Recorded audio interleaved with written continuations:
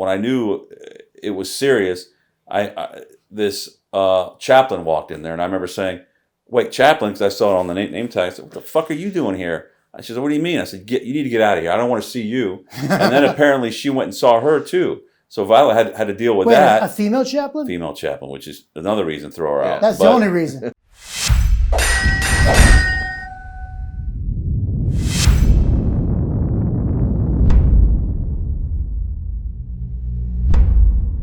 Tony, that was amazing. What you did, beating the odds like that, you won the lottery.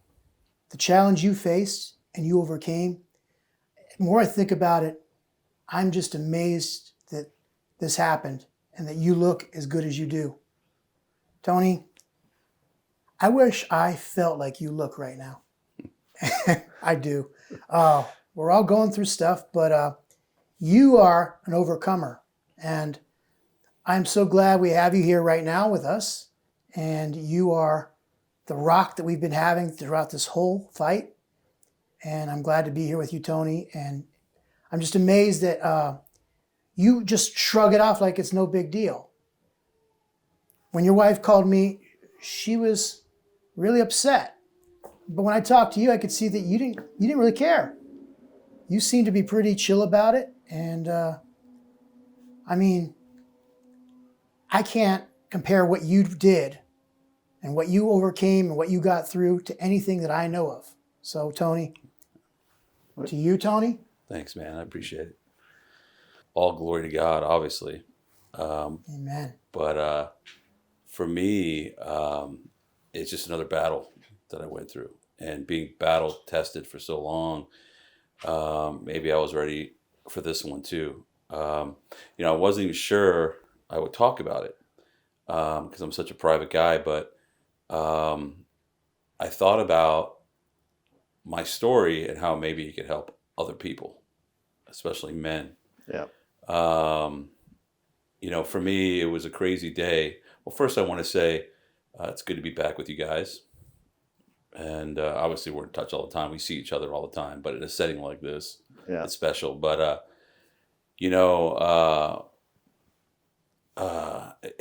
it was an unbelievable experience. And it's almost an experience I'm not even sure even happened. Because, I had been to the gym lifting heavy weights, and there was one day I felt this little tiny pinch or a little dull ache it felt like a pectoral muscle strain, or like it was like a surface pain. And I didn't think anything about it. I just, oh man, I lifted too much weight today, because I was really pushing myself that day. And that night I felt it a little bit. The next day was gone. Day after that, it was a Wednesday. I saw Kim actually, and we spent the day together. We had something happen that day. It was another blessing from God. It was a glorious day. But the experience that I had afterwards just is another reason why I always try to keep an even keel. Like I don't get too excited. I don't get too down, because life throws you curveballs constantly, and it's like it's better to just stay steady all the time. Yeah. So that Wednesday, after seeing him, great day. I went home.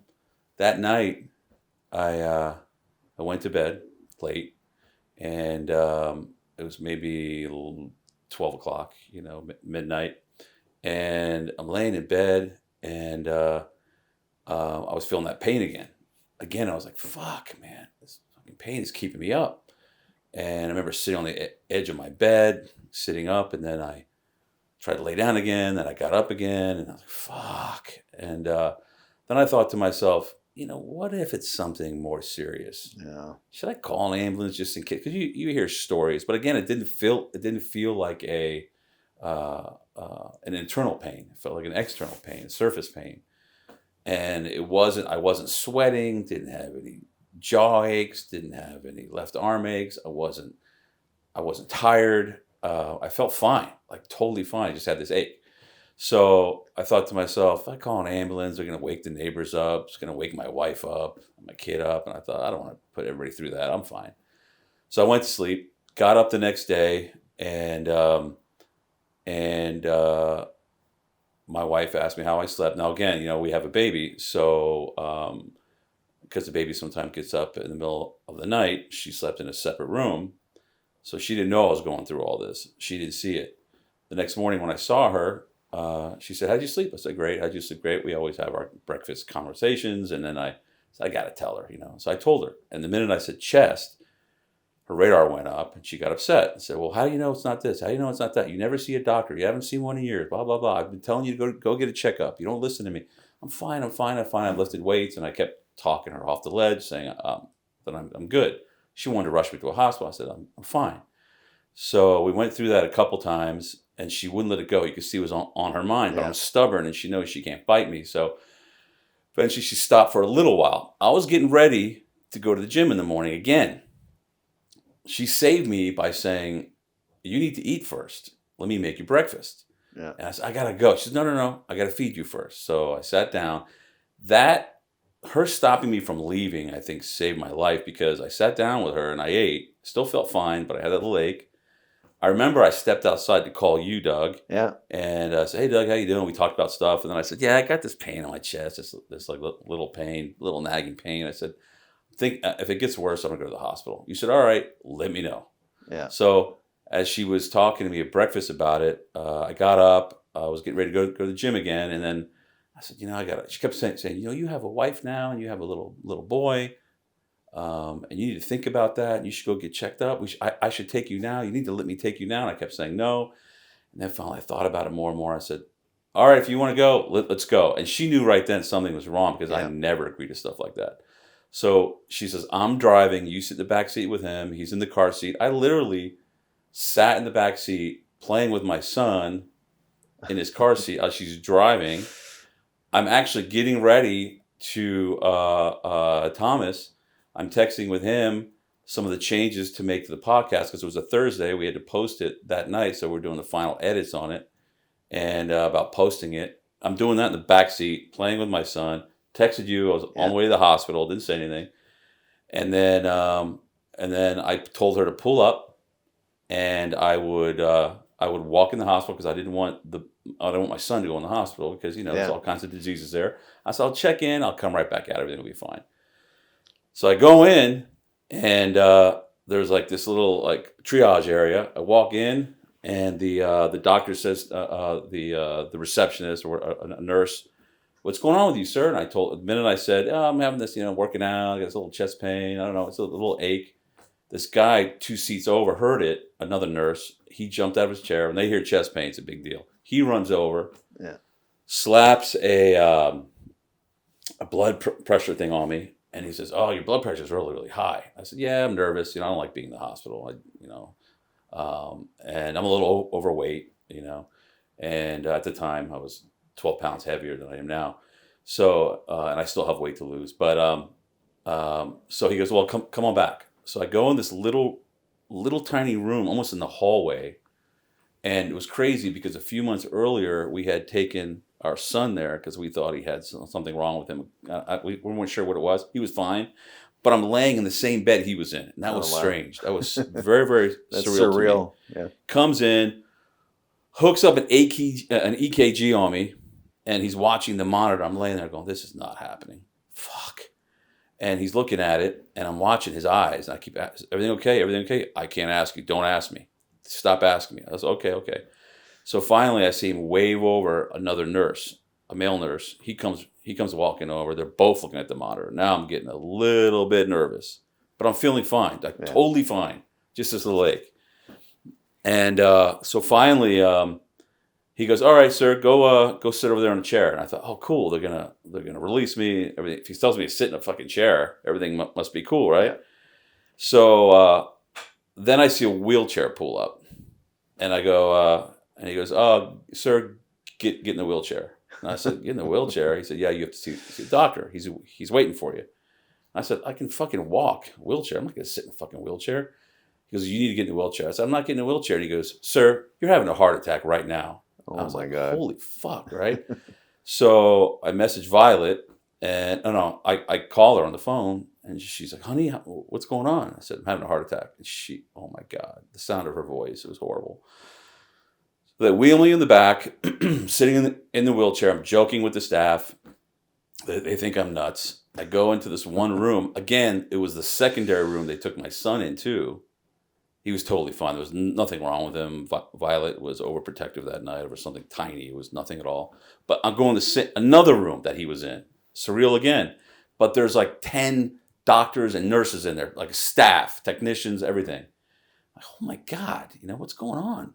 So I go in there and I'm joking with the staff. They give me nitroglycerin, pop that thing, and this doctor walks in. He goes, what is wrong with you? I said, what do you mean? He goes, you're acting like there's nothing going on. I said, well, that's how I feel. I feel great. And he goes, you're having a big heart attack right now. I said, well, I don't feel it. He goes, well, you are. I go, okay, fine. So then they wheel me into a catheter room where they do the operation, and they lay you down. And again, I'm just like talking with the guys. Totally it was normal as can possibly be. I think I was still texting with Thomas about some of the edits. And next thing you know, they put this tiny little pinprick in my wrist, and they operate on me and cleared out an artery, and it was 100% closed. Oh man, 100%. The Widowmaker, and the Widowmaker. It's crazy because the last Widowmaker experience I had was when that tree fell on my truck when I was driving. We talked about that. And it was a Widowmaker tree. They call them that in Australia because that's where they're from. So this is the second one. That's the eucalyptus trees that fall. Eucalyptus trees, I think, because they have shallow roots, but they're not native to here. They're native to Australia. So anyway, so they cleared out, and that was it. And then they said, you got to stay for 2 nights. Violet had apparently texted both you guys. Yeah. Kim, you were out of town. Doug, she said to you, I said heart attack, and then she said to you to come on down, right? She was hysterical, I think you said, right? She was pretty hysterical, yeah. Yeah, and? It was pretty crazy getting those text messages from her. Yeah. She sent me the location of the hospital. Yeah. When can you get here? Yeah. And then I'm like, okay, I'm going to get there as soon as I can. And then I got the text from you, said heart attack. Yeah. And I just said, oh my God, that's, It was unbelievable. So, So what happened was they put me in a room, and I'm sitting up there still thinking, I feel totally fine. Like I can walk out of here right now. In fact, you walked in, and I got there a couple hours. I mean, it took me a couple hours to get there, and I was expecting that I'd show up and you're in, you're still in some surgical suite or something getting that work done. But no, you're in your room, and you look like you're ready to go home. Yeah, it's crazy. So from the moment going in and the moment coming out, I felt exactly like I feel now, like the whole time. Like I didn't have any symptoms of anything. But what the doctor explained to me was that this kind of thing can happen to any person, any man, at any age, at any time. It's just something that happens. And they have plaque that lines the inner parts of your arteries. And if something agitates it, for any reason at all, it pops off a blood clot. And the blood clot can either travel through your arteries or it would be even worse if it goes to your fucking brain. Yeah. Then you get a stroke. But they said like 95% of people that have what I had, I hate to say it, drop dead. Are dead before they hit the fucking ground. Yeah. So somehow, I don't know, but I'm telling men to go get their heart scans. They have a scan. They can scan your heart. I should have done that, but they wouldn't have saw it then either because it just happened, right? But still, heart scan will scan your arteries and tell you if you have tightened arteries, if you have narrow arteries, if you need a stent, right? They put a stent in me, which is incredible. They basically put this little like tube of like mesh, and they inflate it. They put a balloon in there that's deflated. They shove it up through your veins, all the way up to your arm, up into your heart. They inflate it. That expands the stent, and then they deflate the balloon and pull the balloon out. I didn't feel any of that. Like I was laying there, I was awake the entire time. I could see my heart on this. I was watching the operation. I could see my heart on the screen. Like, this is fucking happening here, right? How long did it all take? How long Like was 20 it? minutes. 20 30 minutes. Yeah, I was in and out. And so I'm in the hospital room, and then they're telling me, 2 days later, like, you can go home. We're going to bring a wheel. What was really cool is that you helped feed the baby when Violet came in the room because we didn't want to bring him in. So you went outside in the waiting room and fed the baby, which is hilarious, which is really, really cool. But so at the end when she was coming to pick me up, I think she thought that I was going to come out in a gown, and in a wheelchair, because they brought me a wheelchair and they wanted me in my gown. They were going to wheel me out to her. And when they weren't around, I put on my freaking clothes, put my gel in my hair, grabbed my bags, and walked out like I was checking out of a hotel. Oh my goodness. Hi, honey. And the guy next to me in the other room, he had seen me for 2 days in a gown, and my hair all screwed up and beard. And when I walked out of the room, I don't think he even knew who I was, because he saw I was dressed up, I was shaved, and my hair was slicked back, and I was ready to go, Yeah. So, man, it's so good to be alive. Yeah. It's so good to be alive, Well, we're glad you're alive. Tony, when you got out of the hospital after those 2 days, it affected your wife more than you. Like, I could see that she was more shaken up by what you went through than how you didn't appear phased at all. You had all the feel of being a person that went through nothing, the way you took that on. Well, it was a Thursday, and I was ready to go to the gym. And instead, I was laying in a bed because they made me. But I was ready to get out of bed, as you said. You look like you're ready to go home. I was When I ready to go saw to you the on gym. Wednesday. Monday, I was ready to shoot our episode number 10. Yeah. But because of what she went through, I tried to sympathize with her. She went through a lot. Look, I remember being in the hospital room, and when I knew it was serious, this chaplain walked in there, and I remember saying, "Wait, chaplain," because I saw it on the name tag. I said, "What the fuck are you doing here?" She said, "What do you mean?" I said, "You need to get out of here. I don't want to see you." And then apparently she went and saw her too. So Violet had to deal with that. A female chaplain? Female chaplain, which is another reason to throw her out. That's the only reason. But yeah, exactly. But the point is that I figured, you know what? She wants me to spend some time, at home and just kind of take it easy. But I've already been back in the gym, lifting weights, living normally, but just spending more time with her and my son, and just really focusing on that. Who could blame you? But she Tony? feels more confident now in things, and she sees how well I'm doing and have done. So we're back now, and I'm glad. And that's behind us. Let's move on. But I want men to pay attention to the story. Get yourselves checked. Well, I'm going to say this because not every man, probably me included, could take on that challenge and get through it like you did. Thank you. So yeah, I agree with you. Every man should get checked out. I appreciate because, they don't all work out like they worked out for you. Yeah. But I'm glad we're here, and Kim, you have a lot at stake in the next couple weeks, and I think people need to hear about it. You have said to me, Tony, on October 28th, when I fly to Washington, D.C., might be the last time you see me for a while. And of course, I don't believe that, but people need to understand that this is real. My trial starts on October 28th, so I probably got to fly out on the 25th or 6th, October 25th or 6th. So I'm just preparing myself mentally and trying to get my affairs in order, trying to get my mind straight on what I have to do. And I guess I'm going to be going it alone as my own representation because, the way the government has it set up is they give you somebody to represent you, or you spend hundreds of thousands of dollars on representation. But they gave me somebody to represent me. And the way this lady's operating is she's not putting anything into the record. And when I try to tell her, you're not really doing anything, she said, well, then what you need to do is argue on appeal ineffective assistance of counsel, which is bad advice because if I already see the ineffective assistance of counsel, then I need to take care of it now, not on appeal, because an ounce of prevention is worth a pound of cure. And I think that that's not even a good argument. Like, I knew she was ineffective, but I went to trial with her and lost because she wasn't doing anything. That's not how it works. So all her advice has been bad. And I just had to just stop talking to her because they keep trying to pretend like she and I have a relationship when we don't. She lies to me every time we talk. She ends up hanging up on me because I ask her tough questions.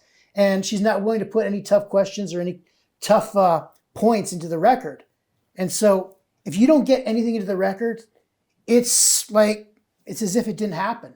That's the game they're playing. Yeah. They're playing the it's as if it didn't happen game. Yeah. And we're seeing this across the country right now. You got those people. It's like nothing to see here. Yeah. Move on.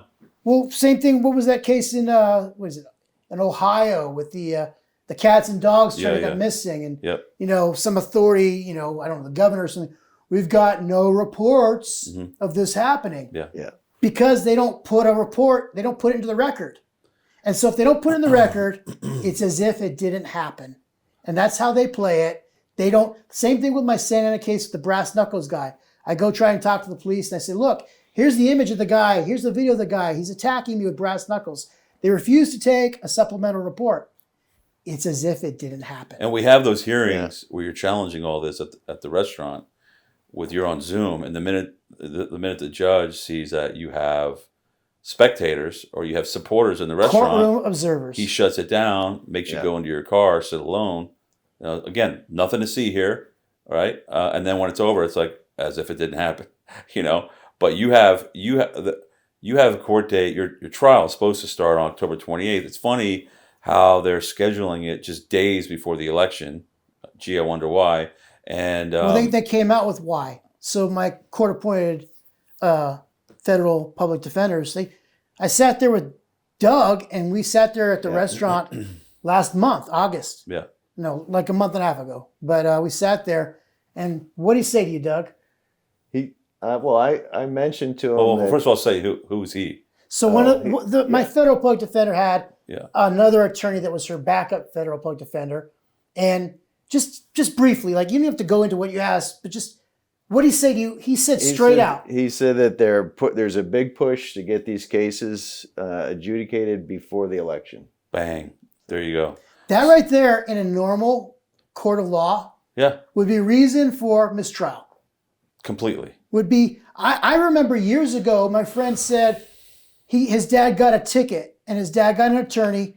The attorney took the citation officer who gave him the citation on the stand to task and started to interrogate him, or whatever you call it, cross-examine. And the cop said, well, it was close to the end of the month and we had a quota to fill. Bam, right there. He said mistrial. He just admitted that he had an ulterior reason for why he wrote that ticket. And the judge dismissed that ticket like that. Same thing with these attorneys. They recognize and they know that they want to take this to court and trial before the election, and it's for political reasons. That's grounds for a mistrial right there. And now they won't even fund your trip to D.C., is that right? They're not funding my trip to D.C. Well, what it is this. So let me give you an analogy. In the wild, I watched this on some kind of channel. When a predatory animal, like a lion or something, wants to get like a big elk and it's able to catch its baby, it'll sit there and hold the baby and just kind of paw it and play with it around, and get it to scream. And what it's doing is it's trying to bring the mother back because that motherly instinct, trying to use that as bait. Yeah. So when the mother comes back and can get a real meal, because that little morsel of a little baby is nothing. So what my federal public defender, she's acting very predatory. She's dangling like a carrot in front of me. Well, you want me to file that motion to get the U.S. Marshal to fly you out to D.C., right? And so she's not doing it, but she keeps talking about doing it so she can prolong the interaction with me, so she can give the impression that she and I still are in communication. There's no complete breakdown. There's no conflict.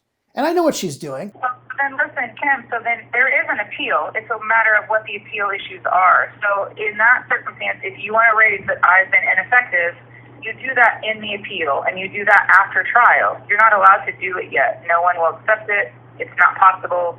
You do it after. So just hold on to these things. If you want to make a list and you want to prepare for your appeal, you can do that. Late, right? Too little, too late. Because understand, it's not too late. It's that you're too early. Appeal is after trial, and we're not there yet. And I'm going through a lot, and yeah, I don't have the money right now to fly to DC, but what do they expect? So we do a thing, as you guys know, every year to shove it in the face of the woke tiny tyrants in training. We celebrate a great Italian legend and hero, Chrisopher Columbus, and so we have something we call we have a special men only event called GoodFellas Night, and I started an Italian club a while back called American Sons of Roma, and sponsors it, and we have it at the restaurant. It's men only, it's private, invite only.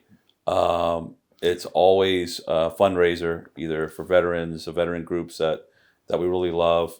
Always combat veterans, guys that actually saw action, and every once in a while, laid their lives on the line. You get a woman that tries to get in. Yeah, we've had women that try to sneak in, and we throw them out. We don't care what they look like out the door. That one looked really good. What if they're trans, though? And we told them, yeah, that's funny.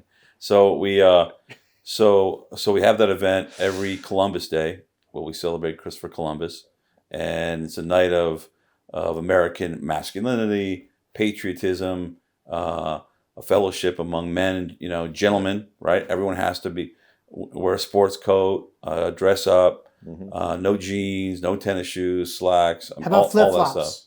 No flip-flops. Flip-flops, I'll stomp on your feet. We do, if I see that. Or I'll burn them off your feet with a flamethrower. But so we do that. We also usually, I don't know if we're going to do it this year for our guys in town, but our official gun dealer, Basilico's, we do a tribute to the Second Amendment where we lay out, brand new weapons all over our bar. It's like a show and tell, like a Tupperware party for men. We have a beautiful Italian music. We have a cellist that comes in, a world-renowned cellist. We do all kinds of things. It's a great, fun night. Guys outside smoking cigars. We have cocktails, dinner, dessert. I mean, it's beautiful. And so this year we're going to do it. It's October 14th, Monday, October 14th. The restaurant's shut down that night for the event. And that night, the proceeds we're going to use to fund Kim's trip to Washington, D.C. Awesome. A lot of guys are excited about that. They all love Kim, guys that know him. If there are any men out there watching us tonight that are interested and we know you, reach out to us, and we'll see if we have some extra seats and try to get you in. It's a night that when it's over with, the men are already contacting me saying, "When's the next one? Can we have another? Can we have one in the holidays? Can we have one during Easter break? They want it all the time because it's very rare these days to see a night like that where gentlemen or men are together bonding in that way. It's very old, Tony? Very old school. I'll bet that you have like at least a handful of slots for men that we don't know that we could vet and see who makes the cut.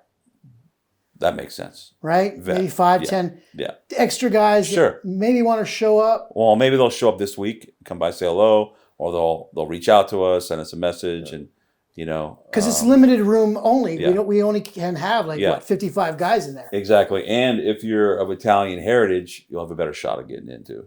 So That's right. But I wanted to talk about too. So what's happening to Kim? It's an act of war. Right, there's acts of war everywhere.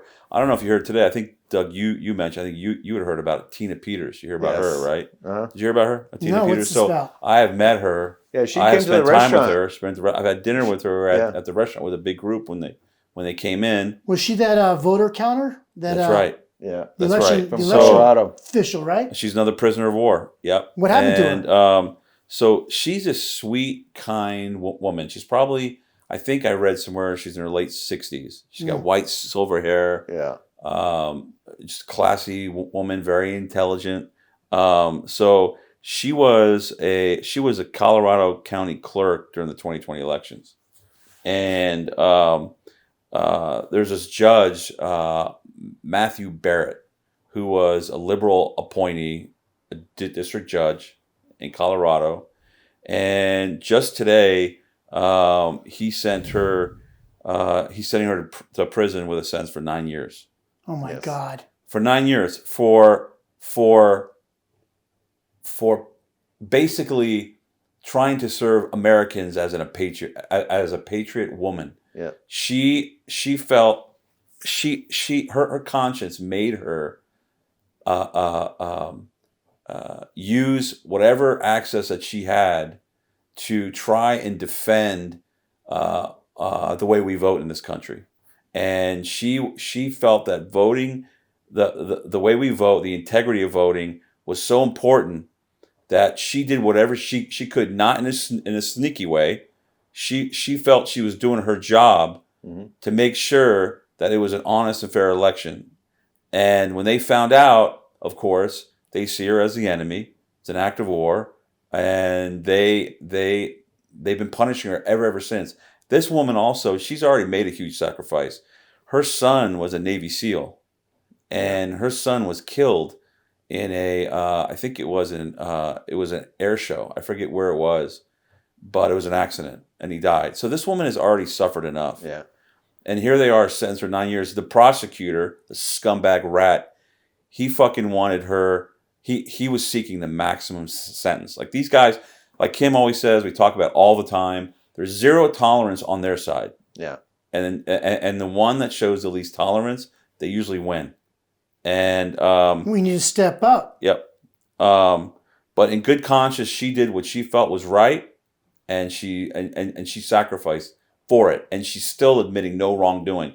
And that's what I'm talking about. Like patriots like her, she's a real patriot because she was willing to sacrifice everything and compromise nothing in defense of American liberty and freedom. Yeah. And we talk about that standard all the time. Yeah. And she's met it. So now we'll see what happens. She's going to appeal it, obviously, but Was it federal or was it state? Federal. I believe it's federal, but If it's federal, that's 4 felonies and 3 misdemeanors. You know. So the feds are coming after her, God willing, and knock on wood, if Trump gets into office, Yeah. he will pardon her. He can pardon her. I hope he does. I hope he does too. We'll see. I mean, I don't believe everything I hear, but I'm not counting on any of that though. Like I've got to sit there and make sure that I act as though I'm the one that has to do my part. And so I'm trying to prepare for my case. Yeah. I'm trying to prepare to get things into the record. And if the judge makes decisions that are contrary to what the rules say, then that'll give me an appealable issue. And I've been noticing the attorney they gave me purposefully doesn't put any of those things to the judge to make a decision one way or the other. So then he can have his hands clean.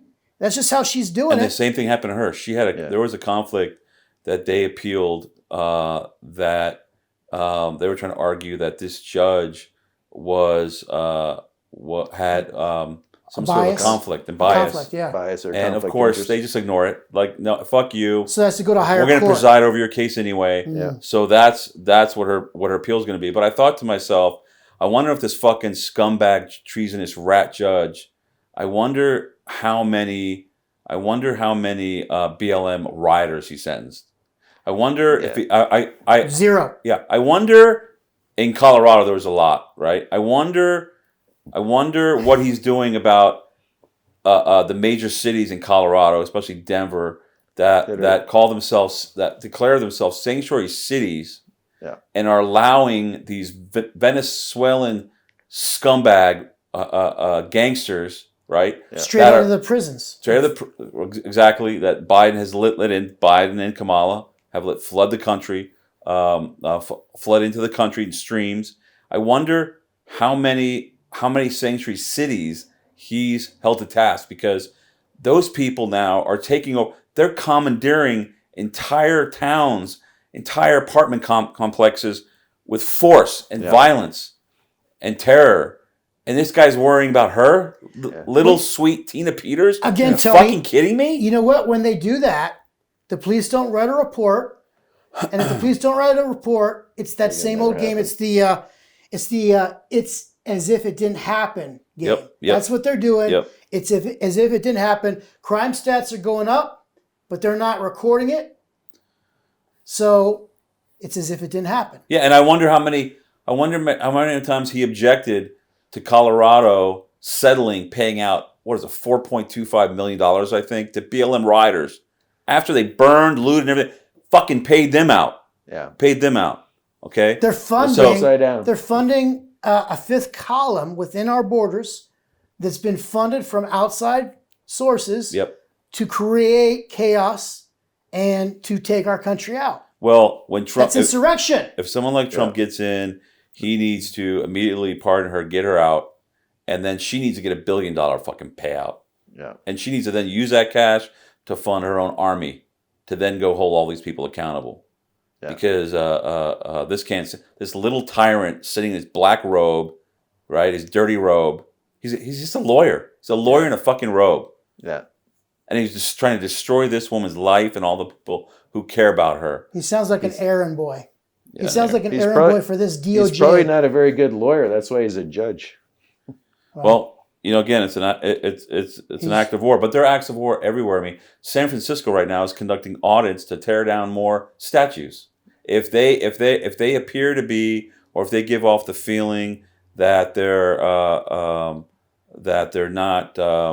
transgender friendly, or, that they put off a vibe of racism, they all come down, and that's why celebrating days like Columbus Day is important. Yeah. Because But that's how you punch it back in the fucking face. What? So Columbus wasn't LGBT affirming?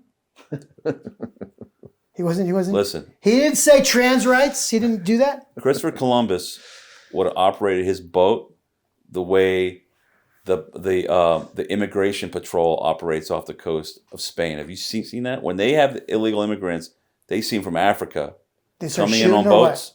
They shoot him. They don't fuck around. Not like here. There's a video out, and we'll show it, of them chasing them down. Okay, this African group, Yeah. probably a bunch of terrorists, are in this little boat, like a wooden boat, like a skiff, I guess. I don't know how big it was, maybe 15, 18 feet. Then you see the Spanish patrol cruising down in a much, much bigger boat, almost like a cigarette type boat that you would have saw back in the days, like in the 80s, Miami Vice. And they literally run over the fucking boat. Like they literally run it over, just smash it. Yeah. And that's how Christopher Columbus would have operated. I've got this video with really good music in the background where there's these Spanish cops in riot gear, and they're just kind of like moving along, and they move them. They're swinging their sticks, and they're just bashing these communists, just beating them back. Like I think they were anti. Where was this? This was in Spain. This was like maybe 8 years ago. And every once in a while, I just look at it for inspiration. This is the Spanish cops just beating back these Antifa. You know that Christopher Columbus was Italian, but he was funded by the Spanish Yes. to explore the New World. Well, they were a superpower back then. They were. Yeah. But then there's this guy. I don't know if you heard about this guy down in San Diego, Navy veteran. All he's doing, but he's a Navy veteran. He's a fucking target. Yeah. He's literally blowing bubbles. Like blowing. I heard You hear about about this guy? Yeah. Blowing bubbles. And I think they arrested him for littering. Yeah. But I wonder what they do when they see those rafts show up on the shore and you see illegal aliens jump off, right? Like rats jumping off a ship, scurrying down the fucking beach, up onto the road, carjacking people, jumping into cars and taking off. Nah, those guys are good. Turn a blind eye, act like it didn't happen, right? It's as if it didn't happen. If they don't take a report, that's the game they're playing. It's as if it didn't happen game. That's the name of their game. And it's a way of gaslighting all of us as people, because there's people in, is it Springfield, Ohio? They're saying, my cat is missing now. I found the fur. Or, and you know what? Some of the reports actually did exist. There were certain occasions through their net that made it through their net where cops actually did take a report. They did find them after the fact. So that governor or whoever it was that lied and said, we've got no official reports of this happening. The mayor, The mayor, he lied. He lied for sure. But if they catch you guys eating meat, they want to throw you in fucking jail because you're not a vegetarian or a vegan. But they're eating cats and they'll jump all over you. Yeah. Right? They'll try to take away your food. your right to buy what you want to eat. But these guys eating cats and dogs, and you know they fucking are. Yeah. You know, like There's the no one question guy, about they, it. they show that one Haitian immigrant walking down the street carrying 2 fucking geese. Yeah. Who the fuck? When have you ever seen a guy walk down the street carrying 2 fucking geese? First of all, it's funny how the minute somebody gets evidence of it, submit it, and they are so quick to cover their asses. They're so quick to cover their asses. Oh no, you know what happened was they were hit. They were on the side of the road. Yeah. And listen, where I live, I heard squawking of a goose, right? And I walked. I'm like, what the hell? Where the hell is this coming from? I walked down my road. This was like 10 years ago, and I look over, and there's this poor goose, beautiful goose. They fly right over the house all the time, in formation like every year. It's amazing. Yeah. I look over. I see the goose on the ground crying. I'm like, what's going on? I look next to him, and there's another goose dead. So geese mate for life. They never, even when one dies, that's it, done. They're so loyal. I look over, this goose is crying because its mate is dead. Got hit by a car. I was walking maybe like 3 feet away from them, maybe 4 or 5 feet, and that goose made it obvious they did not want me near them. Yeah. So this guy somehow is picking off geese left and right, and they all happen to be fucking dead. That's ridiculous, man. And you know what's even worse is that our country is so backwards now. Things are so upside down that Trump and Vance now have criminal charges against them filed by Haitian. Hey, listen to this. That's how fucked up it is. Okay? Instead of prosecuting these Haitians for eating cats and dogs, and they fucking are, and you know it, and they know it. Everyone knows it. People are just afraid to admit it, but not here. They are this Haitian charity group, Haitian Americans, I guess. Soros funded, I'm sure. Or maybe self-hating whites that just started a Haitian charity. They are now funding and have filed on their behalf criminal charges against Trump and Vance for inciting violence against the Haitians for saying that they eat cats and dogs. So now they're not facing deportation, no, but Trump and Vance, right, running for president and vice president of the United States, are facing criminal charges. Now, you tell me what kind of world we fucking live in. Yeah, it's upside down. Well, the thing is, I predicted this when I first saw the story hit, is there's stages of it. Like they have the stages of grief, right? Where you're in denial and anger and finally acceptance, or there's a lot more stages. But I said, you know what? I start commenting. I guarantee you it's going to start off as it is with denial. Yeah. But it's going to be very shortly where they're going to start making excuses why eating cats and dogs is a good thing. Oh, absolutely. And they did. Then you started having people. It's healthy. And they had screenshots of people that were actually, okay, so they're eating the cats and dogs. But do you realize the nutritional value? And they start making all these explanations of why. They're going to start messaging me and say, hey, Tony, we heard what happened to you. Have you ever thought about eating cats and dogs? You'll be healthier, man. This will never happen to you again. Well, they're just, being culturally tolerant. Well, you know what Trump and Vance should fucking do is when they get elected, they need to get revenge. Revenge is everything. Absolutely. We need to get revenge. So what they need to do is they need to then go back into that fucking town, round them all up. Yeah. Say, you were trying to prosecute us. You're out. Come here for a second. Round those fuckers up, put them back on their shitty boats that they came here on. Yep. Tear the rudders off, and kick the fucking boat out to sea. And wherever they end up, Fuck them. That's the end of it. Tony, revenge, using the word, though, I'd rather have actions speak louder than words. I don't want them to say revenge. I want them to say, you know what? We're the party of accountability. It's time to account for what's happening and just hold them accountable and do everything you said and then some. But don't say revenge. Just say we're following the law. We're going to hold these people accountable for their crimes. And I hope they do. And I hope they do with a vengeance. But not say it. You don't need to say it. You need to do it. Because actions speak louder than words. But when I say it, I fucking do it. But most of them don't. They may, even if they say it, they don't always follow through and do it. I'll say it. And maybe the problem with them is they say it and then they get so much backlash they can't withstand it. That's their fucking problem. They need to stop saying it and just start doing it more. Do more than you say. As long as you do more than you say, no one can fault you. Because, You know. Well, the word revenge is an action, so just Yeah. take the fucking action. Yes. Okay, and I'm preaching to them, trying to tell them like, get your revenge. Revenge is sweet. It's a great feeling. Yeah. It's a great motivator. It motivates me every day. I mean, I say it all the time. You don't think when I was going through what I was going through, I thought about my haters. Thought to myself, motherfuckers, I'm coming back stronger than ever. Yeah. And this fight is not going to stop. But you know what? You know what makes you strong, No, you're Tony? doubling down on the fight. Is you have so much going on. You have people to love. You have Obviously. a beautiful wife. You have a beautiful son. Yeah. And I have someone who tells me she kind of pours into my life. I'm required every week to go to therapy as part of my precondition Yeah. for being out on federal pretrial release. Mhm. And she tells me that if you come from a place of fear or anger, you're not going to be as strong as if you're coming from a place of love. So I've started to try and put that to practice and reframe like, you know what, Tony? I'm not going to fight this fight because I'm angry or I'm mad or I'm scared. I'm fearful of what these invaders are doing.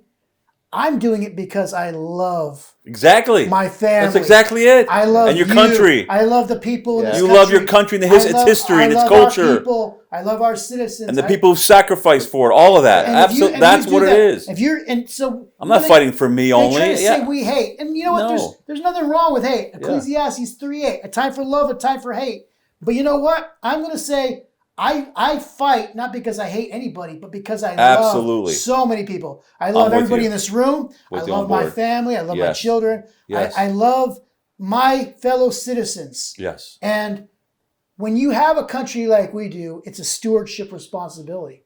And we have to take care of it because we Absolutely. love our people. And we don't know. Look, take it from me. We don't know how long we have. I don't know what God has in store for me. You always say God willing when I say to you, I'll see you tomorrow. Yeah, because I You're don't know. fucking right. You never know. And I learned that. And It's from the Bible. but I do know this: I'm here for a purpose, and the rage inside of me is all fueled by love.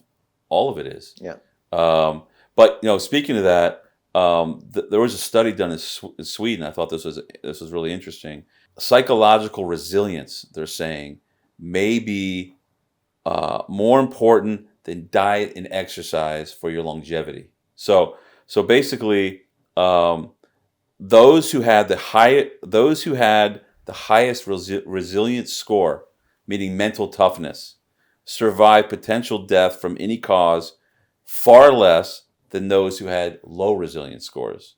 So it's like a life-saving power. The life-saving power of mental toughness is so important, right? Because the people the people that scored the highest, when they were interviewing them, they made statements like, "I like challenges. I like beating the odds. I can handle anything that's thrown my way." These are the people, they say now, are the ones that can outlive the weak, Overcome. basically. Can overcome. So what you're saying is exactly right. Sounds like the three of us in this room. You know? Well, I mean, you've been through a lot. Oh my God, you've been through a lot. Yeah. You're going through a ton, and you've been through a lot. So Yeah. so maybe that's what's saved us up to this point. Yeah. And God. Well, that's Well, all because of God. Well, All of God, that, for all of sure. that, all of that spirit inside of us, that life force that we have, is all because of Him. Always, right? Always. But somebody asked me today, like, "Hey Tony, when you do your next episode, because this just happened, are you guys going to be talking about the debate?" They just had that VP debate. Did you guys watch it? I watched it. Yeah. And what You do you think? know, I mean, when I listened to those moderators talk, it was just reminding me of my bitch attorney, my federal public defender, the way she Yeah. talks. Yeah. Kind of like in these, like, Yeah. these circular niceties Yeah. and kind of like very, very slippery. And I was like, I can't take this shit.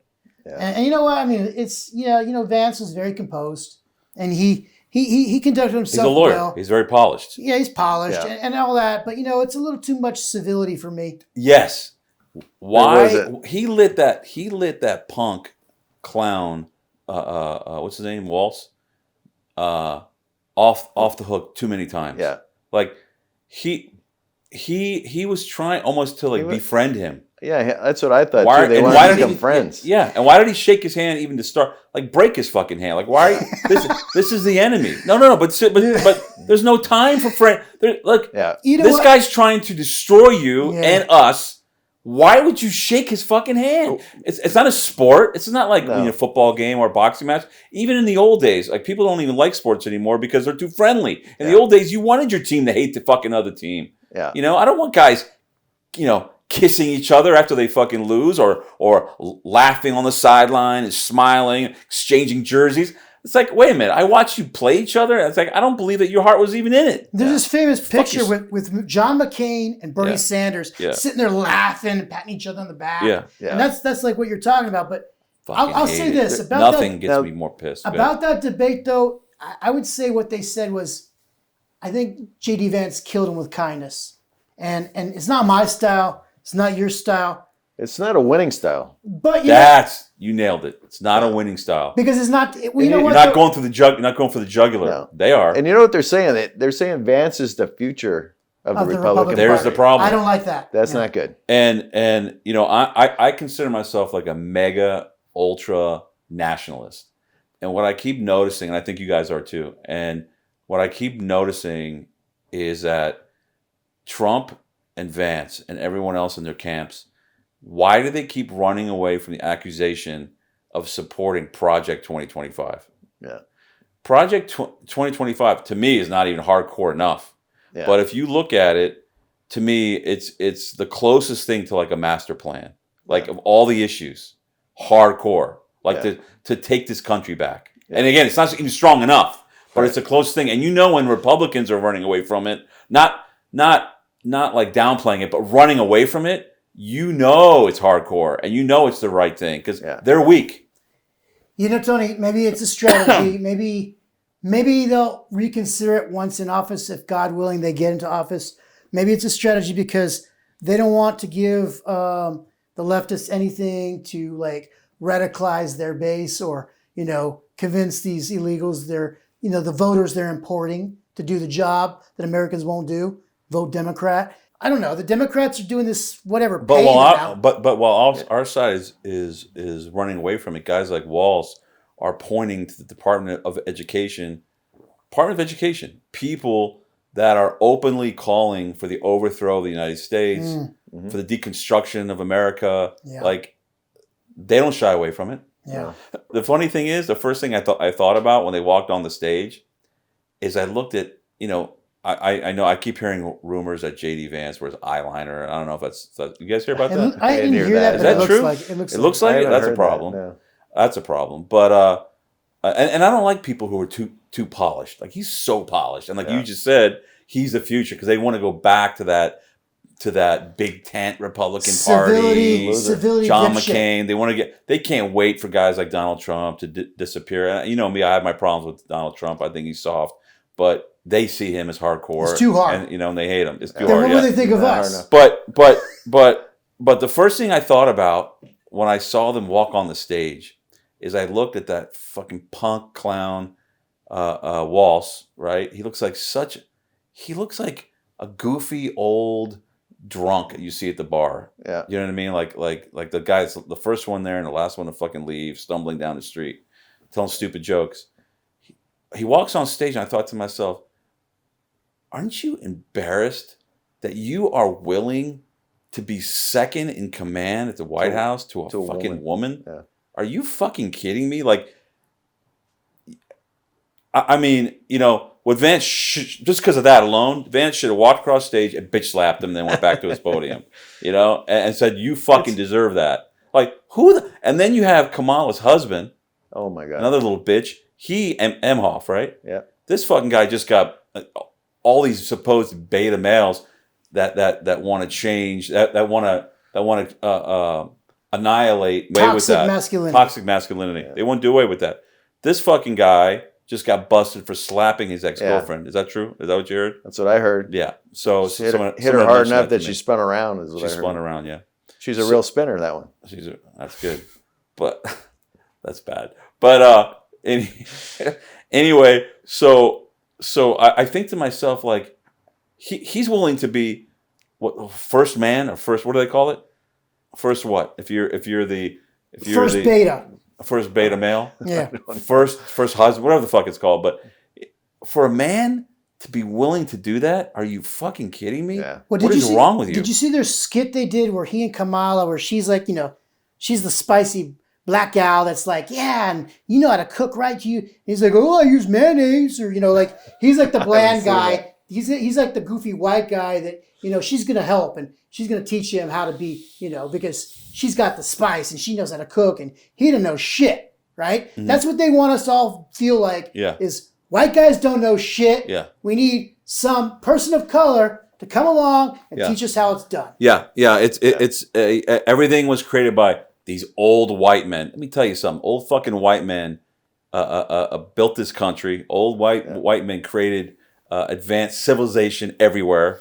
Yeah. All these leagues where all these black players are taking knees and everything else, they're making millions because old white men built the leagues, risked their money to start these leagues, fund these teams, build these companies, build the companies that advertise for these fucking leagues, that line these guys' pockets with millions of dollars. Yeah. Some famous athletes are now making billions. Okay, have made $1 billion. Tiger Woods, LeBron James, all these fucking guys. So yeah, when I hear about these allegations of old white men running things, they should be thanking them, and they should be grateful. They should be grateful. Absolutely. Yeah. So they claim that they built this country, right? Not the white people. They built the White House. They built whatever. What I'm gonna say is this: if they take over, and they rename United States of America, I don't know, Wakanda. So they rename it Wakanda, and they put all the white people like in this like kind of second class or slavery class or like that. I'm gonna start yelling that white people built Wakanda. White people built Wakanda. We built this Wakanda. It's perfect. Because they're doing. Where's my reparations for building Wakanda? I mean, whatever you want, you can call it anything you fucking want. I mean, that's just joking, but they still built it. Sounds like South we built Africa this. to me. Whatever they name it, whatever they want to call it, whether they want to call it Marxist, commie, pussy, bitch, plaza. But white men are afraid. White men are afraid to speak up, and because they know they're easy targets. Yeah. I was even thinking about this guy who acts like he's tough on TV. This guy's been doing it forever. Acts like he's a tough, rustic, old Western cowboy, tough guy. A guy named Sam Elliott, I think his name. He's been in a ton of movies. I read about him. And he comes out with this fucking ad now for Kamala where he says, act like a man and vote for a woman. No. Well, he's an actor, Tony. He was never real. It was always Exactly. No, but No. who's he married to? Isn't he married to somebody? But even off screen, that's his persona he tries to adopt. What? Who's he married to? I don't know. I think he's married to somebody who's a big. And now Bruce Springsteen came out today. He's supporting Kamala. Fuck him too and his music. Yeah. I remember there was a story where he tried what he thought he was a big fucking star, and he was in Memphis doing a concert, and he wanted to meet Elvis. I want to meet the king. Yeah, and they wouldn't let him. They drive up to his house, Graceland. He jumps the fence, runs up to the door, knocks on. Do you know who the fuck I am? I'm on the cover of Newsweek or Time Magazine as the greatest rock star. I want to meet Elvis. And the Memphis Mafia looked, real men. Who the hell are you? They all looked at him and went, "Who the fuck are you?" Did they chicken wing him? And they were like, "I'm sure they did." He The didn't tell chicken the wing story. walked him off. They They walked him off. He never got to They see. said Elvis either. isn't even home. Yeah. And he doesn't want to fucking talk to you anyway. So all these Democrat commie approved stars and Hollywood people, like that's why I hate Hollywood. And like I go into a store the other day, and because I got my glasses, this woman that works there, she's like, "Oh, hey Hollywood, hi Hollywood, how you doing? Were you in Hollywood?" And I just at that point I just got fed up. I said to her, "You know what?" I said, "You've been calling me Hollywood for years now. Hollywood should be calling themselves me, because Hollywood's not real. I'm real, and that's how I feel. Hollywood is the land of make guys like Sam Elliott and the rest of them. That fucking poser, bitch-made man. He's not a man. You know what? Also, Who else is Hollywood? A real fucking man? That guy named Daniel Penny, the guy on the subway in New York City that choked out that guy. That violent. He's a real hero. And he's a hero. Hollywood And should be trying to call themselves Daniel Penny. Absolutely. Nobody should say, "Oh, he's like a Hollywood star." No, Hollywood should want to be him because that's who they should be saying is like the person we. Well, they're point out. railroading him. Yeah, he's going to trial, right? He's got so many. There are so many. There's so many witnesses that can help him and evidence. They're keeping all out. In fact, there were a couple. They're keeping them out. Oh yeah, there was a European. Because you know what, Tony? Yeah. If they don't take the report of the witnesses like that can exonerate them, Like it's what I say. It's never as if it didn't happen. Well, that's the game. There was a couple foreign tourists. I forget what country they're from. They're out of the country now, and they're trying to get them to submit the evidence that they have because they had some camera evidence on their cell phones that will exonerate him. They're saying we're not coming back. Inadmissible. We're not coming. No, they won't come back. They won't testify. They're not coming back. Why? Why do you think? They're probably leftists. Yeah. You know what? This country, when guys like Trump get in office, need to say, God willing, you motherfuckers are not ever going to step foot in this country again. In fact, if you have any family members here you were visiting, we're deporting all of them. Yeah. You're all out. Yeah. You either fucking come back here and do what we tell you, United States of America, or you're not getting shit. In fact, we may even withhold funding, whatever funding they give these countries, right? Whether it be in the UN or NATO, whatever. Hardcore, you go fucking hard, you know. But, you know, you have people instead in this country who claim they're conservatives and celebrating themselves and their friends when they move out of the states like ours that we're fighting to save. Because when they talk about civil war, it doesn't have to be a civil war like the old days. We just need to take this state back. Yeah. If we can take this state back, the rest of the country will fall. California is the tip of the spear. The linchpin of the whole thing. It fucking is. Well, you know what, Tony? Yeah. I mean, I went to like an event like a couple weeks ago, some, conservative, event for like some organization, right? And I just look around and it was pathetic. It was like The Walking Dead, really. Like looking at all these people, kind of, limping along. I'm looking at them and I saw someone that I've known for years. And I said, you know what? Now that I look back on it, all China has to do to get a spy in our conservative circles is have that spy be Chinese and a female. Mm-hmm. Because no one will ever say, wait a minute, you're Chinese. Are you a Chinese spy? Yeah. Oh, you're racist. Yeah. No one will say, hey, you're a woman and you're trying to tell all these men what to do. You're trying to get in these guys' faces. What? You have a problem with women? Oh, yeah. Oh, yeah. So the toxic masculinity, that's even infiltrated our conservative circles. I've seen that so many times where the women here in California, they want to run the show. I mean, tell me, how many times have you been at the restaurant and some woman starts to talk to you about what? How she's a fighter? Yep. What do you do? Listen. I've seen you turn your back and just...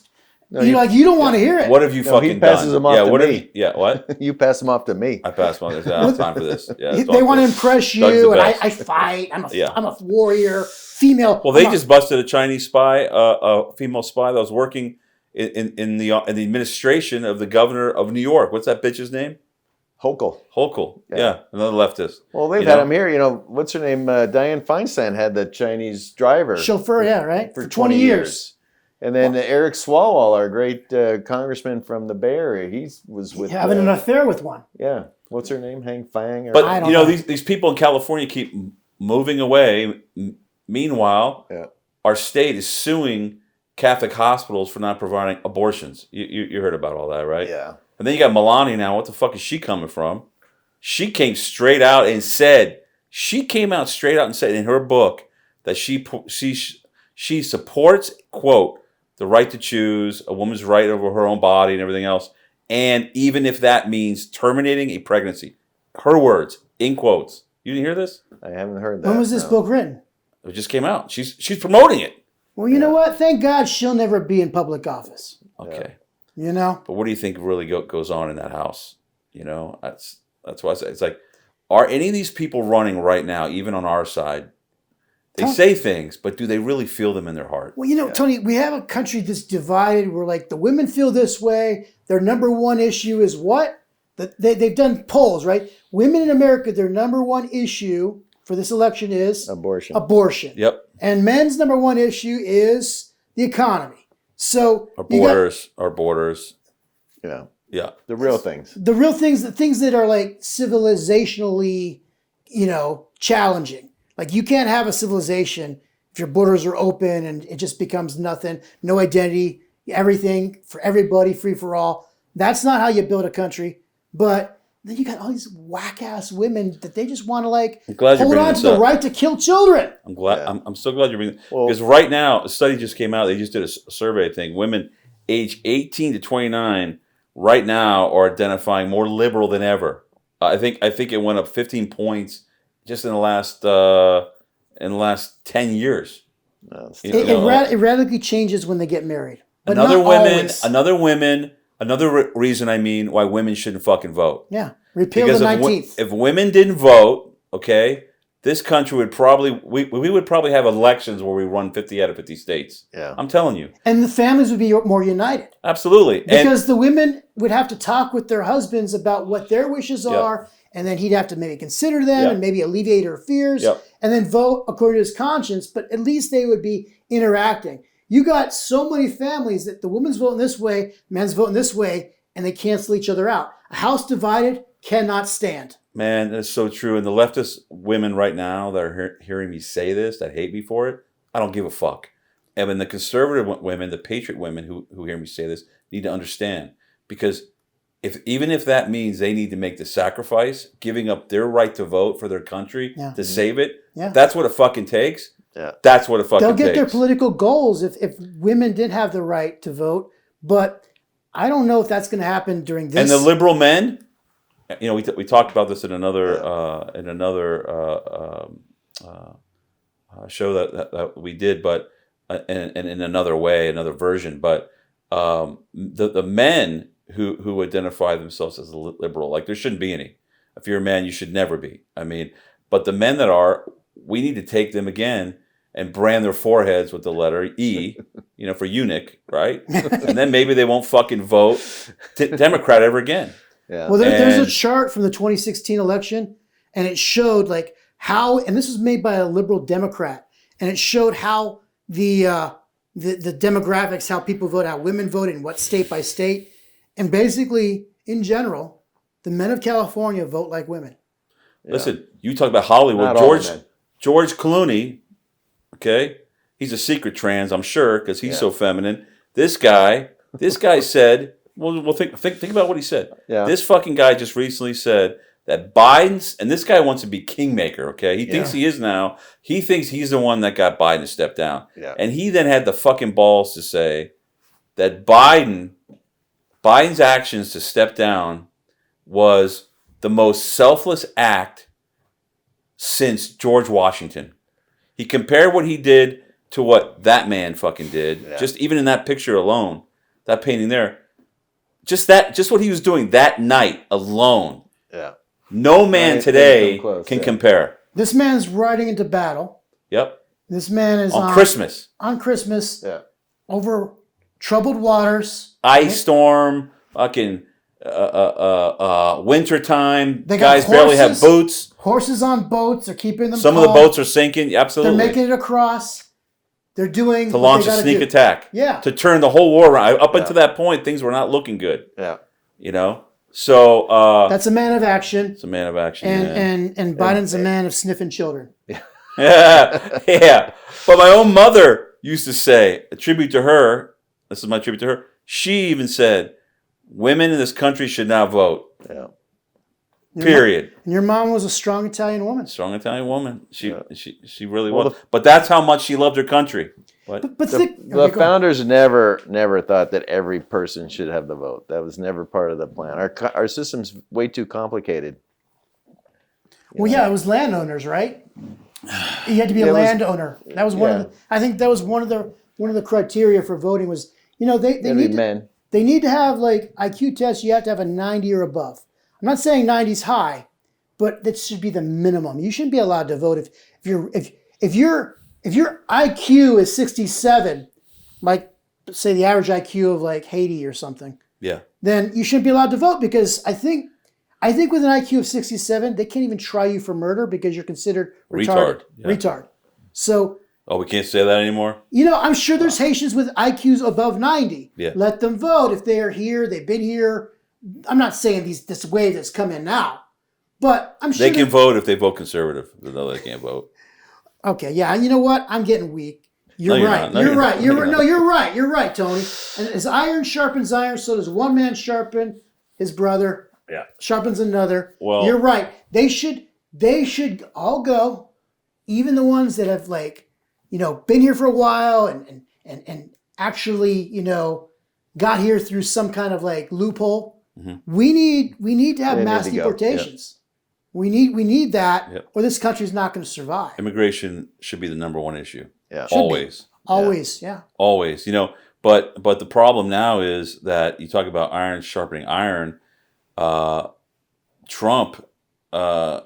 Trump's iron is going to dull, and I've said this about RFK and Tulsi Gabbard and these people that he's bringing, these Democrats, Yeah. leftists, into his camp. Yeah. I've been against it, and I've been upset about it, and I've been attacked by people supposedly on our side that don't understand standards. They still think, oh, let's play nice, let's water things down. The fucking left, when RFK walked away from them, they said good fucking riddance. Yeah. They didn't care. They didn't want anything to do with Zero them. tolerance. Zero tolerance. Zero tolerance You know? for you betraying them. Why is RFK Jr. now saying to everybody in his speeches, a Trump victory is an RFK victory? Really? It's not a victory for the people. It's not a victory for the patriots of America. It's not a victory for conservatives everywhere. No, because this fucking guy, this guy wants to infect the White House with his radical left policies, and he will. He had because a you know lot. he's going to put in the administration. What? He had a lot. Like what? He wants to get rid of guns. He wants to get rid of guns. He wants to eliminate fossil fuels. He wants to gut the military. He wants to jack up taxes. reparations. I'm sure Trump even called him at one time the most radical leftist candidate he had ever seen. Tulsi Gabbard, she wants to reinstate Roe versus Wade. She's anti-gun to the max. She got an F rating from the NRA. There were a lot of things she's I a green liked. energy psycho, just like RFK. What? I liked her like 7 years ago, 7 years ago. But then I saw a picture. I got it of her with Antifa. I'm I'm not surprised. And- That's who she is at her in her heart. See the problem is, and I've talked about this before, is that the people on the left, when they feel ignored just a little bit, and their star starts to fade because maybe they took on a topic and kind of leaned to the center a little bit, and they got cast aside. They see that our side will slobber all over them when they start to veer into the right lane just a little bit. Oh my goodness! So eager. Oh, we just love you, and they just eat it up, and they realize I'm nobody in my party, but if I swerve over into the right lane, I become a big a rock fucking star, star, and I can grift, Yeah. and that's who they are. They're grifters. They're grifting. You know. And sometimes I think about Trump, and I worry about, and I've said this many times, that the reason why he switches his opinions so much, and he likes this person 1 minute, then he hates him the next minute, and he likes him again, is because he's not a man of conviction. He doesn't really. I think he saw an opportunity. Listen, if even if he's an actor, if he's acting through all of this, as long as he represents our interests, fucking that's cool. That's cool. I'm behind you 100%. As long as you get those things done. But if you get a chance this time, get it fucking done. You know Do the what, things you talked about. He's compromised majorly, but you got to be honest that like the whole Republican Party is compromised, and if that's who he's surrounded by, he loses perspective because he only sees these people and he thinks I got to like be right with these people, and he doesn't get a chance to see like us, the average man, like the memes of 2016, the great meme war, where we Trump supporters were just getting these long debates. We're dropping memes in the threads, and the left can't meme, but the right can meme, because to have a meme work, it has to be based in truth. And we are so based in truth and facts. The left is not. It's all feelings. Our memes were destroying them, and memes was what won the election for Trump. on the internet, just like they say, FDR won because of the radio, Yeah. and JFK won because of TV. Yeah. Trump won because of the internet and specifically the memes. And this boomer didn't know that he had all these people out there that were generating popular support for him. He let them all get canceled.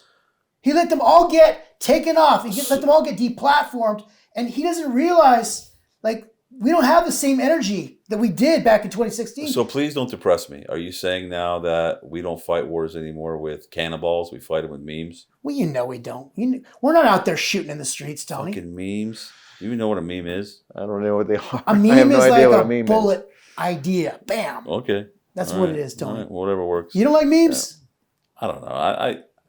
I'm not into jokes. I'm not into funny. I don't know. I have a low tolerance for people who just like to joke, and I think clever people, I love reading comments, especially on an interesting website that puts out good content about the news. I love, people are so smart and so clever when they comment.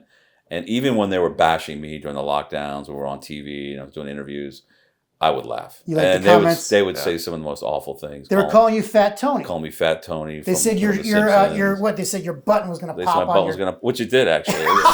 There was. It happened in church. Happened in We church. were It in was one mass. day. It was one day true. in mass. There was. Look, I put on weight, but And you sat down and your because I was button eating a popped lot. off. I was eating a lot of pasta, drinking a lot of wine, and fighting a lot of I people. remember I was digging in So- the pew. I found your button. I was. It It was funny. all good pasta, man. We were in. Yeah, you were in church that day. Yeah. We're in church, and I'm sitting there, and my suit. Usually I unbutton my suit when I sit down, but I forgot to. And I see Kim walking. Someone says, "Kim's here." I turn around. I got excited. Kim, come over. And as I stood up, And the button my popped. freaking button went bing, and shot into the row across the church. Did it knock some And this lady out? man, a man after church brought it to me. He said, "It's your button." That thing was fired off. And I remember Well, one I of the. tried to get it. And I remember, I immediately thought, yeah, you were looking for it in the back. But I remember a comment somebody sent me once. They said, "Tony, you got to see what this guy said about you, man." He said your jacket button is hanging on for dear life. And you then laughed so hard. Dude, I just laughed. I think it's fucking funny. So smart people who are funny make me laugh. It's got to be really, really clever though. But if we don't make things right, we're going to have people like what's happening in England where there's kids now claiming in school to be wolves, and the schools are encouraging it. So that's going to happen. Shit's already been happening here, Tony. It probably got started here. Who the fuck knows? They call them furries. Or Well, something. no. They call them. It's called species dysmorphia. I think it is, which is not even a fucking thing. It's demonic. But it's demonic. What they should do, instead of support the students, the teachers support them, right, and accommodate them. Instead, if it happens here, like I said again, if I was in fucking charge, I would then take that kid, put him in the fucking zoo. And the parents, they all go in the fucking zoo, and then tell me, do you want to change back to being a little girl or boy? Yeah. Tell me, okay? Otherwise, this is where you're going to fucking stay, and we'll slide your food under the slot. We can't let wild animals be running around, right? Just You wouldn't let a wolf run around, so if they're a wolf, That's true. they got to go. No, but we got to be the wolves in these battles. We got to be the wolves. You got to check them for rabies, those kids. We got to be the fucking wolves. Anyway, this was cool, man. It's cool hanging out with you guys. I mean, I can go on and on. There's so much stuff to talk about. I think about it. Sometimes when I sit down with you guys, I have things in my mind. I have so many things I want to address and talk about. But we can go on 4 or 5 hours. Can we talk about one thing I want to talk about? Anything you want to talk about. The hurricane that hit the South. Yep. I mean, they don't have money. Yep. To help them. Yeah. They spent it all. Because they gave, what, 640 million or Yep. 640 million to all these refugees. Mm-hmm. I'm a fucking refugee. Yep. I mean, every American now is a refugee from the America that used to be. That's how it feels. Yeah. You feel like you're a foreigner in your own country. I do. Yeah. I feel like my country is attacking me. Yep. And it doesn't care about me. Mm-hmm. And it actually has a sociopathic disregard for me and all the representatives of this country, including my federal public defender. She's attacking me. She doesn't care about me. She has a sociopathic disregard for me, but she wants to pretend like she's there for me so she can really, really destroy me. So that's my biggest fight. I've been fighting my federal public defender more than I've been fighting the prosecution of my federal case. I haven't fought him at all because what they did was they put her on the front lines to attack me. Yeah. So all that fighting I'm doing with her, she's doing the government's dirty work for them. Yeah.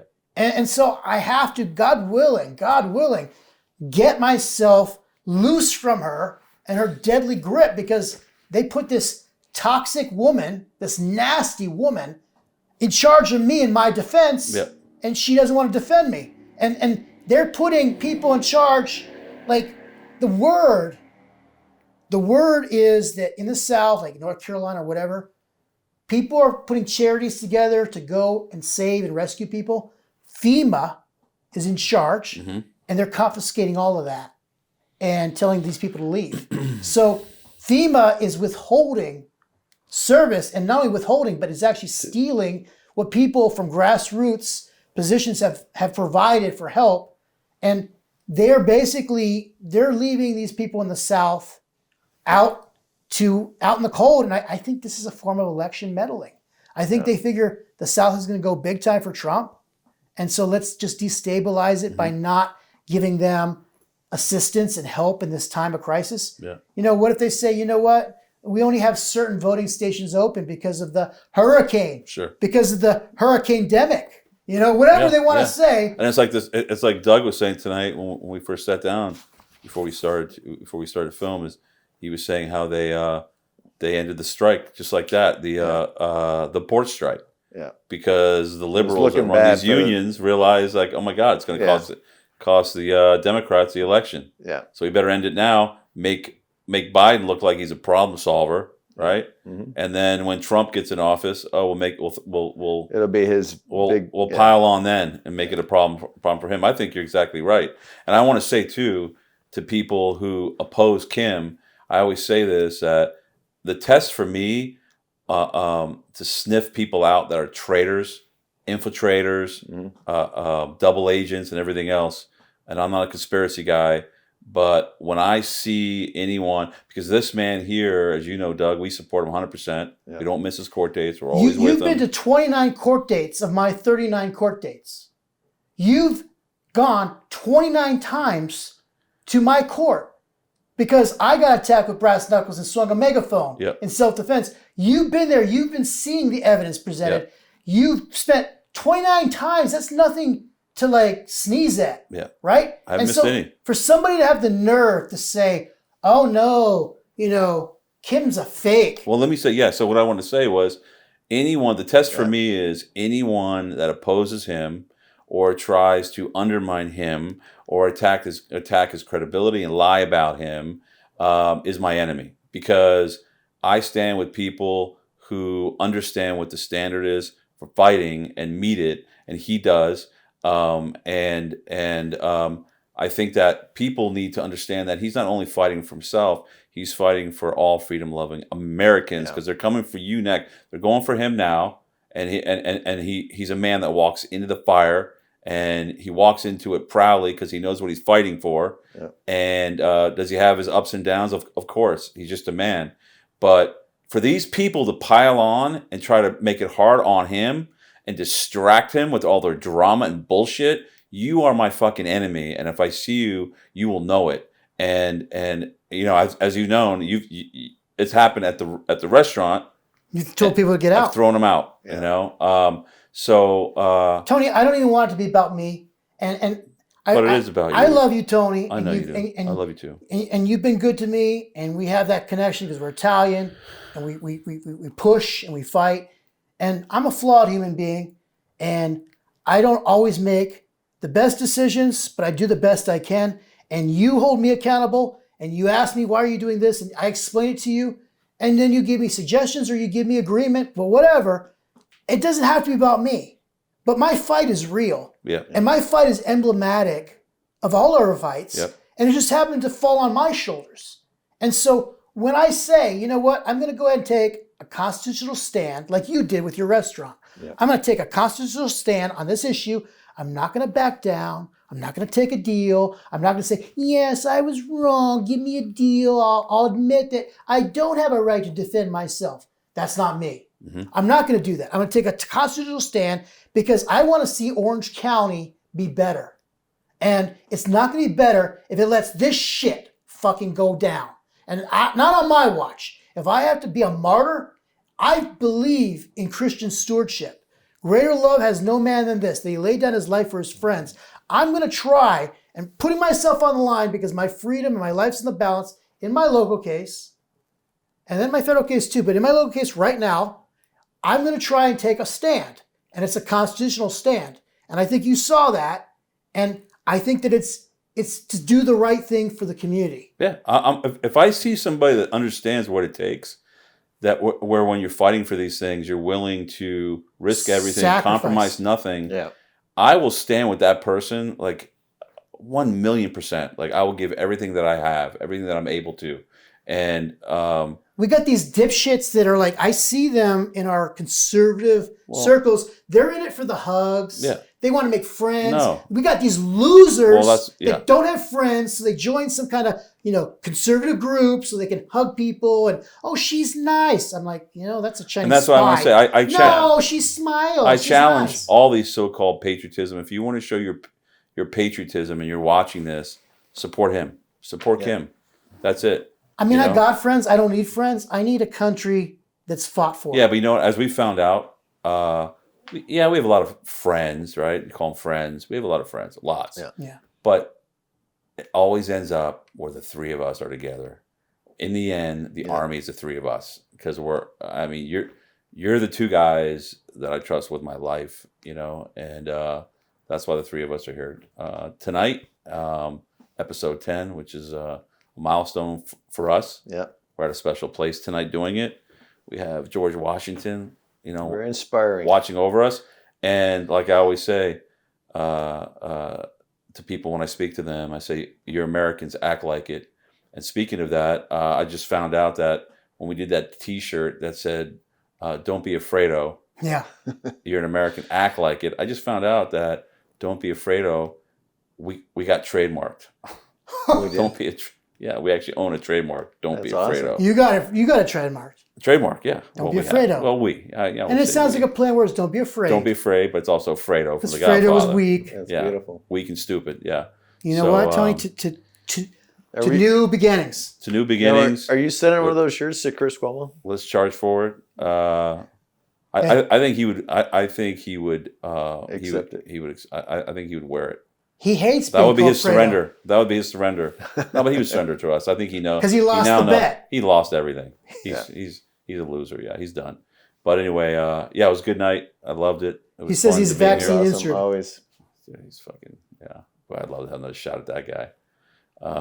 Anyway, man, let's move forward To new beginnings. to new beginnings. Full steam ahead, and can't wait for next week. And again, GoodFellas night coming up on Monday the 14th. Men out there, gentlemen, it's usually at least you got to be over 35 years old. It's men.